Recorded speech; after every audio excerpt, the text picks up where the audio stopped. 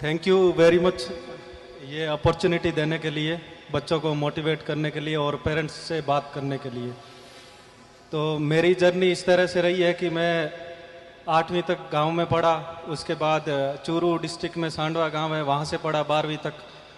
उसके बाद ये था कि 10th में जब टॉप किया था तो 11th 12th स्कूल वालों ने फ्री में पढ़ाया। जैसा आज यहाँ समरातल फाउंडेशन बच्चों की हेल्प कर रहा है, वैसे ही मुझे कोई हेल्प करने वाला मिला।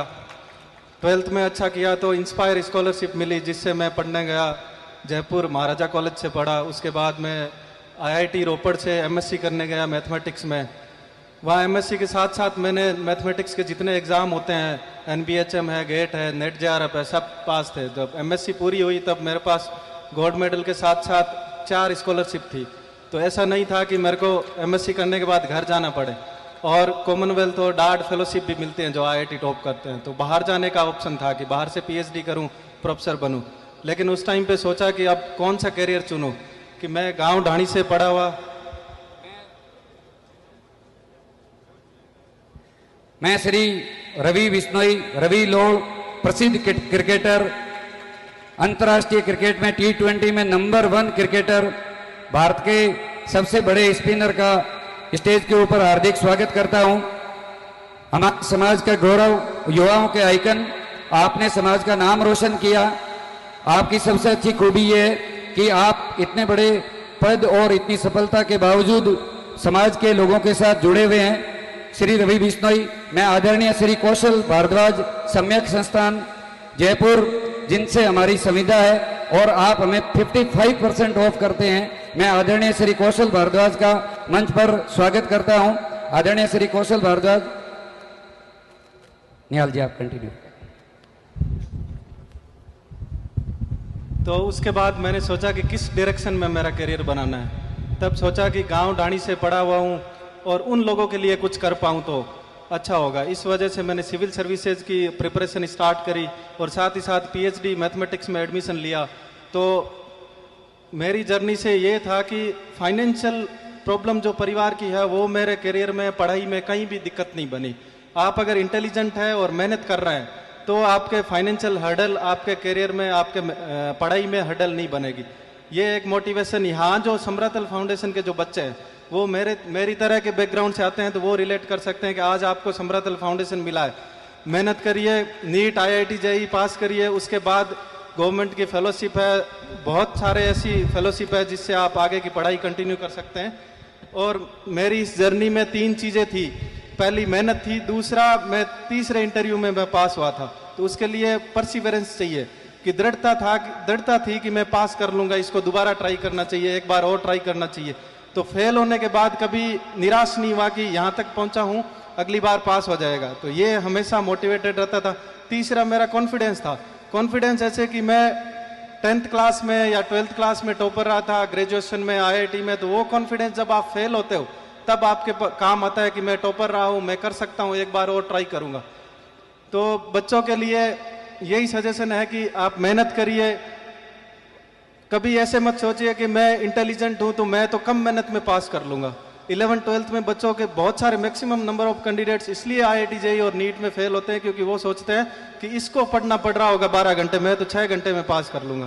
तो इस तरह की मेंटलिटी के साथ मत रहिए। सब लोग इंटेलिजेंट है, सब मेहनत कर रहे हैं, जो ज़्यादा मेहनत करेगा वो आगे निकलेगा। दूसरा ये कि पेरेंट्स का भरोसा मत तोड़िए। पेरेंट्स का भरोसा आपके ऊपर है, आपको बाहर भेजा है कि आप अच्छा कर रहे हैं, तो उस भरोसे का मान रखिए। एग्जाम्पल के तौर पर जब गांधी जी यहाँ से बाहर गए थे तो उनकी मम्मी ने शपथ दिलाई थी कि आप नॉनवेज नहीं खाएंगे। तो जब बाहर गए बहस चल रही थी कि अंडा नॉनवेज में आता है या वेज में आता है, आप खा लीजिए, इससे कुछ फर्क नहीं पड़ता। तो गांधी जी ने कहा कि मेरी मम्मी ने जो शपथ दिलाई थी उसमें अंडा नॉनवेज में है, तो मेरे लिए ये नॉनवेज है, नहीं खाऊंगा। इस तरह का भरोसा आप पेरेंट्स का रखिए, उनका भरोसा मत तोड़िए। और तीसरा, आप कॉन्फिडेंस रखिए अपने ऊपर। आप 10th में टॉप किए हैं, तब आपको यहाँ पे मौका मिला है, आज एग्जाम दिया है, तो ये कॉन्फिडेंस आप जब एक बार एग्जाम में पास नहीं होते हो तब काम आएगा आपके। इसके बाद मेरा पेरेंट्स के लिए सजेशन है कि अपने बच्चों पे आप भरोसा रखिए।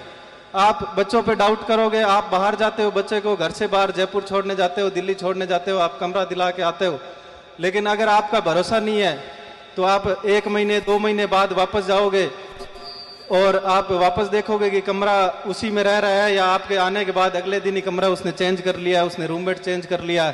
तो बच्चों पे भरोसा रखिए। आप कितना इंस्पेक्शन करोगे, कितनी वो मॉनिटरिंग ज़्यादा नहीं कर पाओगे, इसलिए बच्चों पे भरोसा रखना जरूरी है। दूसरा, उनको अपनी चॉइस का करियर चूज करने का मौका दे। जरूरी नहीं है कि सारे IAS IPS बने, इंजीनियर, डॉक्टर। स्पोर्ट्स में रवि बिश्नोई बहुत अच्छा कर रहे हैं, स्पोर्ट्स में उनको बढ़ावा दे। तो हर तरह का करियर चूज करने का अवसर दे अपने बच्चों को, उनकी फ्रीडम की रेस्पेक्ट करे।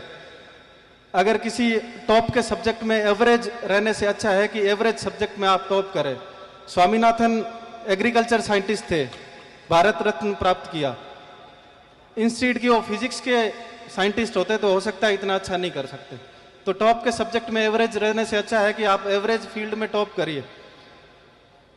और तीसरा, पेरेंट्स के लिए ये सजेशन है कि अपने घर में बच्चों को गांव की ग्वाड़ की हथाई से दूर रखें, चुगली से दूर रखें। बच्चों के दिमाग में वो स्पेस ऑक्यूपाई कर लेता है, तो लिमिटेड मेमोरी है, उसमें पढ़ाई अलग हो जाती है, वो चीज़ें ज़्यादा दिमाग में भर जाती है। और बच्चों को कम से कम विवाह सम्मेलन और इनमें भेजना चाहिए।